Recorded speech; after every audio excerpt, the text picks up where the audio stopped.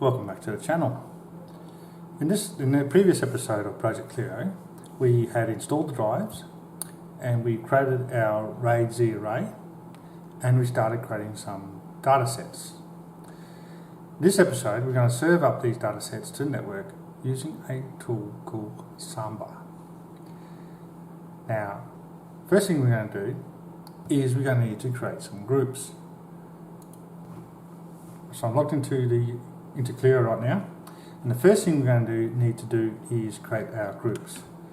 Now we're going to use pw group add, so we're creating a group, and we're going to give this group a name. So I'm going to use a simple name as SMB, or server message block users.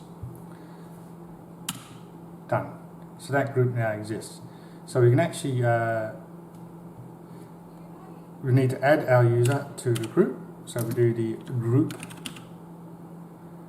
mod, so modifying the group. We're going to do the group names, so you get the name, and we're going to modify it, and we're going to add our user. Now to see if our user's in that group, we can do ID and then the user name. And you see on the end there, SMB users. Okay, so we created our group. Now we need to start setting our permissions. So we'll hop back into our RAID, our data set, sorry. C data is our main data set. Ooh. Try this, Kevin, change directory. And there's those two data sets we created. Now before we get too far ahead of ourselves, ZFS uses basically NFS version 4 permissions, which is essentially the same as Windows. Now when we created the data set, the ACLs may not have been actually set correctly. So let's have a look. So we go ZFS get all data. So they're all the properties for that data set. But ones we're interested in are for the ACLs. So we'll pipe that into grep and we'll look for the keyword ACL. Now you can see there we have ACL mode, ACL inherit, and ACL type. Now you can see the ACL type is NFS v4 or version 4. But the ACL mode is on discard and the inherit's on restricted. We need to change those two. And what we need to change it to is pass-through. So how do we change it? Relatively simple. We had ZFS get, which got those properties. Now we want to set them, so we obviously use ZFS set, and we're going to tell which property we want to set, which is ACL mode, and we're going to change it to pass. If I can type, pass through. But we need to tell it which data set we need to set. So we're going to set the parent, C data. Done. And then we also need to do is change the inherit to pass through. Now, if you want a bit more in-depth description why we changed these, I can post you the ACL properties guide for these particular properties in the description below to see what I'm talking about. Now we'll go back and have a look. Now they're set. But we need to make sure that our child data sets have also been set. Now this has been changed after. Oops. Try if I can give it the correct name, and they have. That's a good thing, nice thing about ZFS. A lot of the properties for child data sets, so in this case it's documents and videos, are childs of the ZData data set. So whatever we set on ZData is inherited by the children. You can actually change that. So if you want certain children not to have certain properties set. If you set it directly on that child, they will have that property, and descendants of their inherited data sets created underneath them will also inherit those data sets. So they flow down.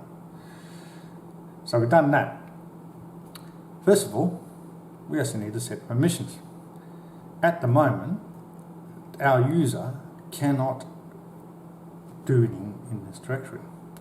And so we'll just change into documents.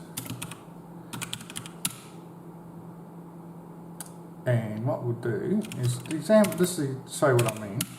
We'll get out, we'll change into ZData,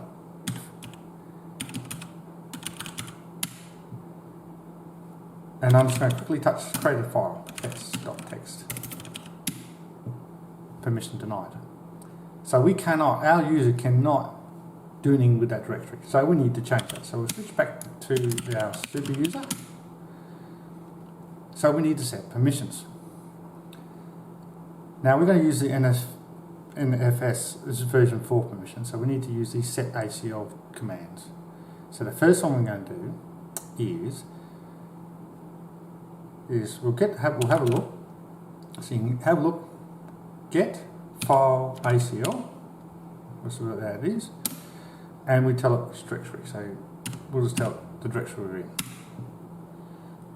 Now they're the current users have what permission. So that root is the owner, and owner has read, write, execute, append, and the rest. And you can see group wheel only has read and execute, and everybody else has read, execute as well. Now these are all little, I'll also place in the description what these letters mean.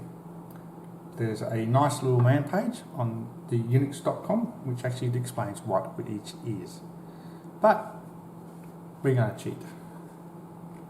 So what we're going to do is we're going to set our permission, we need a set file ACL, our access control list, and we're going to modify it. We're going to set a group SMB users. So that's our group we created, and then we're going to set our permissions, and in this set I'm just going to use full set. Now this will come to a warning. As soon as you give users full set, they can do anything in this folder now. Now I know the users who are going to be using, which is primarily myself, so that's not such a problem. In a larger network, you would actually go a bit more fine grained and decide whether or not you do have other ones. Is write set, which will give them all the write permissions. You've got read set, which will give them all the read permissions they need. They won't be able to write anything or change anything, but they'll be able to read. And then you've got modify set, which gives a bit more than what write set would have. But in this case, I'm going to use full set. Again, have a look at, I'll have the link to this page in the description to give a bit more description of what this is. Next thing we're going to do is we're going to set file and directory inherit. I want everything underneath this file to inherit these permissions. And then allow. So I'm going to allow full set permissions to SMB users who are in the SMB users group. And then I'm going to tell it which folder I'm going to set these permissions on. Now you notice I'm setting it on the documents file, not the ZData. Now ZData is the root directory for these volumes. I don't want users dropping stuff in there or mucking around, so they'll have no access to the root folder, but they'll have access to everything under documents. And we're done. Now if I have a look at get ACL, now we see we've got the SMB users. Now you notice they got a few extra letters there. You got D, capital D and little d, which is your delete permissions and delete child. Creepy, I know. Now some reason root owner doesn't get those permissions, but we'll live with that. So we go back, have a look, because we actually got videos. We actually need to set that to videos as well, otherwise.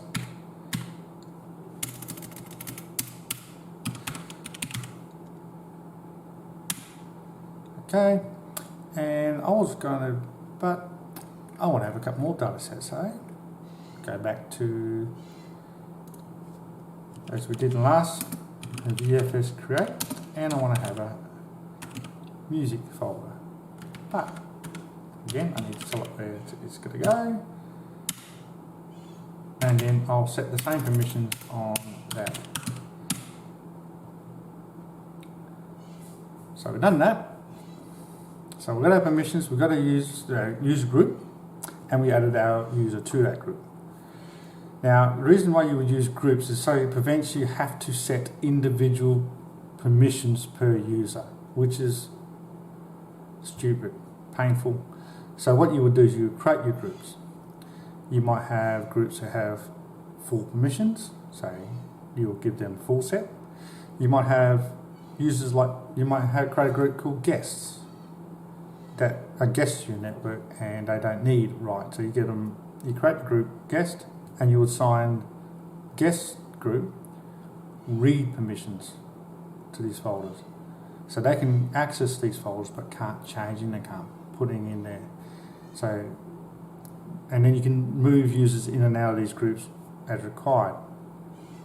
Now, forewarned, if you got two groups, one's got full write permissions and the other one's got read permissions, and you've got to use it as a member of both groups. I haven't tested this, but what I think will happen is the most restrictive will apply. So if user is a member of a read-only group, they'll only have read-only, despite the fact that they're in the write group. That's how Novell used to do it. The most restrictive applies. I think Windows used to do the opposite at one stage, but I think they now follow that rule, which is a good rule. I digress. So next thing we need to do is install Samba. So let's have a look. Package, search, Samba. See if I can spell it. And there we have it. So we got 5 entries, but the one that we're really interested in is the one on the bottom, which is Samba 4.13, which is the latest available in the package tree. I think Samba's up to 4.16, but we still haven't got it in our packages, so we have to use that one. So we'll need package install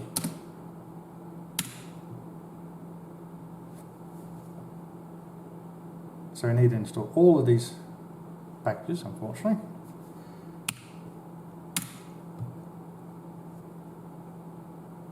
While we're waiting for this, I might end up speeding this up, and I'll see you in the future.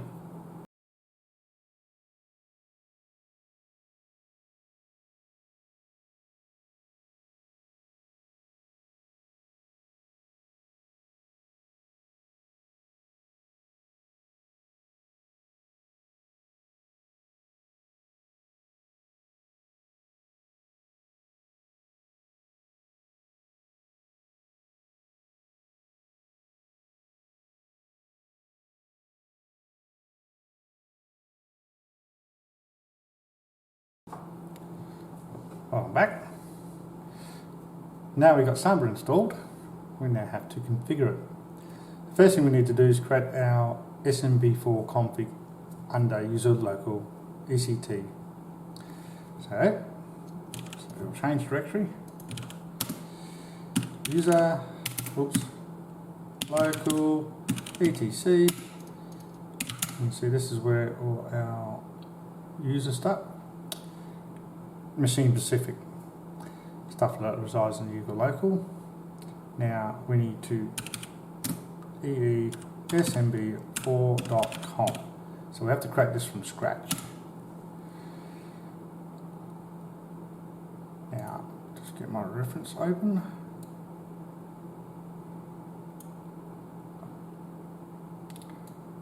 So the first thing we do is to set our global variables.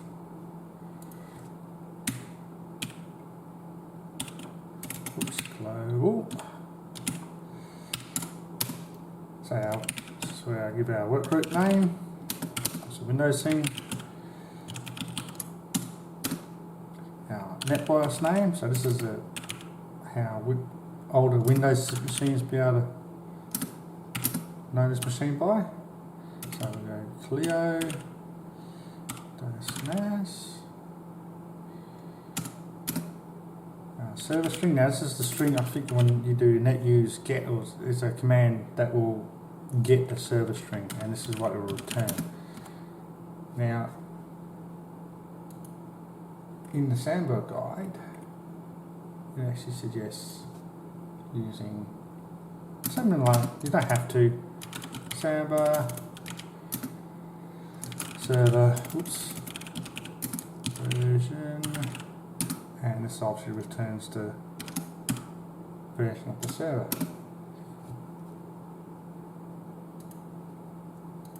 Now our server role, now it's not going to be a domain controller, it's not going to be a Active Directory controller, it's just going to be standalone.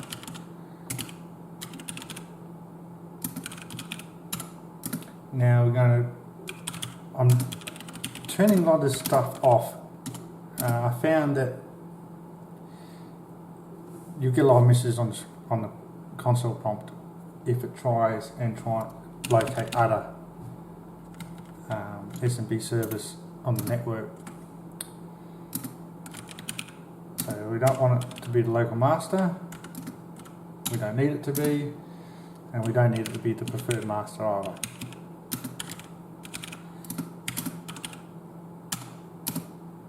Now, this is our security backend. We're just going to use what's in the guide. And now this is where we actually set up our share. So, first one is documents. Let's give it a comment. Or just, I know, very creative. We tell it where the path is. So we need zdata, documents. Is it read only? Oops. And the answer is no, it's not. Now this is where we tell it to use ZFS ACL. Now we're going to do the same thing with, so this is the name that when we browse this machine, this is what we're going to see, is the videos.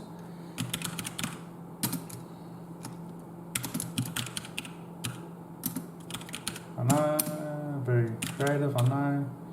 Now we tell it where to find it. See data, and also videos. Is it read only? Oop. No, it's not. And again, the VFS object equals a ZFS ACL. And we'll just do the one more. So every time we create a new share, this is the fault. The config we need to create, modify basically.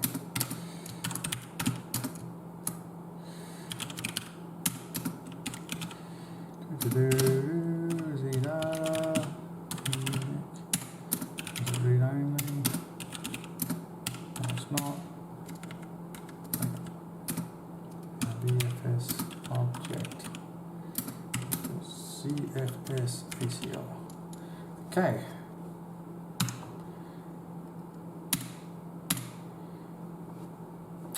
Now we now have created our config file.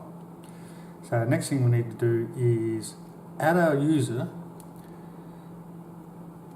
so Samba knows who our user is. And this is a bit of a pain in the ass, but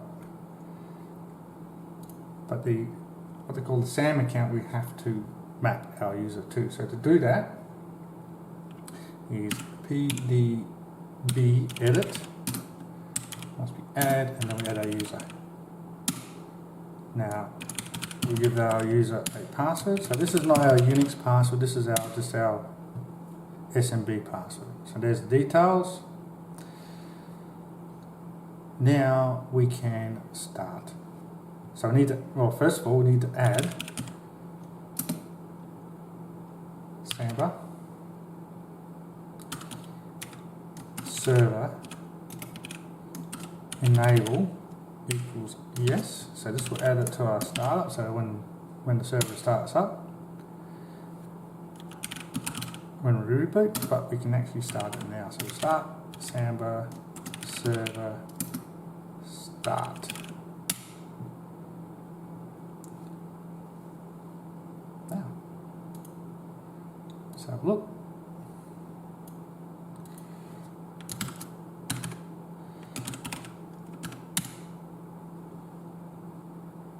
And there's our folders. Ask us to log in. Now this is the details we just created. And there's a folder. Hello, that's not meant to be there.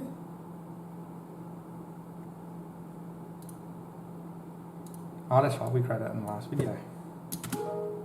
We can delete it. And we can copy some stuff over.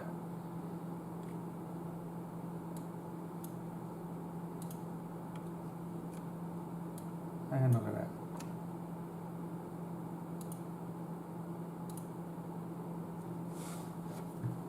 Now we have a working NAS. So now I can copy all my files, documents, all that. And now I can now access it from any computer on my network. You can do other things like I think there's a project called SyncThing, which I probably would explore in the future, which helps synchronize copies of documents across multiple devices. So I would make the NAS the main storage, and then whenever time the desktop or the laptop starts up, it can then synchronize back to the NAS. That's something I will probably investigate in the future, but as of now, we have a working NAS. Thank you for watching, and have a lovely day. Bye.